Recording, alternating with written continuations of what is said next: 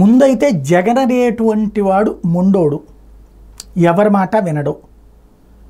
కాంగ్రెస్లో ఉంటే కనుక కాంగ్రెస్ అధినాయకత్వం మాట విని వాళ్ళ ద్వారా కొన్నైనా సరే కంట్రోల్ చేయొచ్చు. లేదు ఏమీ లేకుండా తను పారిపోవాలా, పారిపోలేదు, నిలబడ్డాడు, కలబడ్డాడు. సోనియా గాంధీ ఓ పక్కన కాంగ్రెస్ పార్టీ కేంద్రంలోనూ రాష్ట్రంలోనూ అధికారంలో ఉన్నప్పుడు తనకు సంబంధించినటువంటి ఆస్తులని స్తంభింపచేస్తాం, తనని లోపలేస్తాం అని చెప్పినా కూడా వినలేదు. ఆస్తులన్నీ ఫ్రీజ్ చేశారు, అట్లాగే తన్ని రాజకీయంగా సమాధి చేయడానికి ప్రయత్నించారు, కేసులు పెట్టి వేధించారు, అయినా మాట వినలేదు. తర్వాత పార్టీ పెట్టాడు, 2 చోట్ల కాంగ్రెస్ అధికారంలో ఉంది.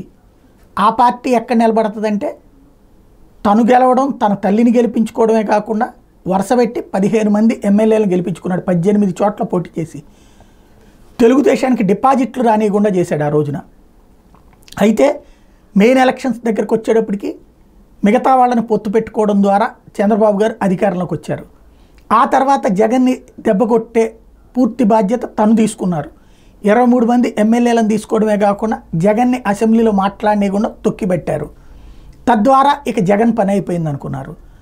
చంద్రబాబులో ఎలాంటి కిల్లింగ్ ఇన్స్టింక్ట్ అంటే ఎదుటి వాళ్ళని సర్వనాశనం చేసేయాలన్నటువంటి దృక్పథం ఉంటుందో అదే దృక్పథం కలిగినోడు జగన్మోహన్ రెడ్డి. అంతకంటే కసిగా చేయగలిగినోడు. జగన్ని నేరుగా అరెస్ట్ చేయలేక చంద్రబాబు నాయుడు సోనియా గాంధీ చేత అరెస్ట్ చేపిస్తే, అదే జగన్ని తన హయాంలో చంద్రబాబు నాయుడు అరెస్ట్ చేయించలేకపోయాడు. ఏది అవినాష్ రెడ్డిని ఇరికిద్దాం అనుకున్నదో, ఇప్పుడు జగన్ ఇరికిద్దాం అనుకున్నదో, వివేకానంద రెడ్డి కేసులో జగన్ ఎందుకు అరెస్ట్ చేయలేదు? లేకపోతే ఆయన ఆస్తులు స్వాధీనం చేసుకుంటానని చంద్రబాబు ఎందుకు చేయలేదు? చేయలేరు ఆయన. బట్ జగన్ తనని అరెస్ట్ చేయించాడు అన్నటువంటి కక్షతో చంద్రబాబుని అరెస్ట్ చేయించి జైల్లో పెట్టాడు కదా. అంటే కసి కడితే జగన్ చాలా ప్రమాదకారి. ఇప్పుడు అట్లాంటి మనిషి మళ్ళీ అధికారంలోకి వస్తే లోకేష్ పరిస్థితి ఏంటి? రేపు పొద్దున వదిలిపెడతాడా? అంటే రాజశేఖర రెడ్డి తన మిత్రుడైతే తన మిత్రుడి బిడ్డని ఎదగనీయకుండా తొక్కవతల పడేశాడు చంద్రబాబు నాయుడు. కానీ అది బంతి నేలకేసి కొడితే రివర్స్ అయినట్టు వచ్చి తన అధికారాన్ని గద్దెదించాడు, అదే తన మిత్రుడు కొడుకు.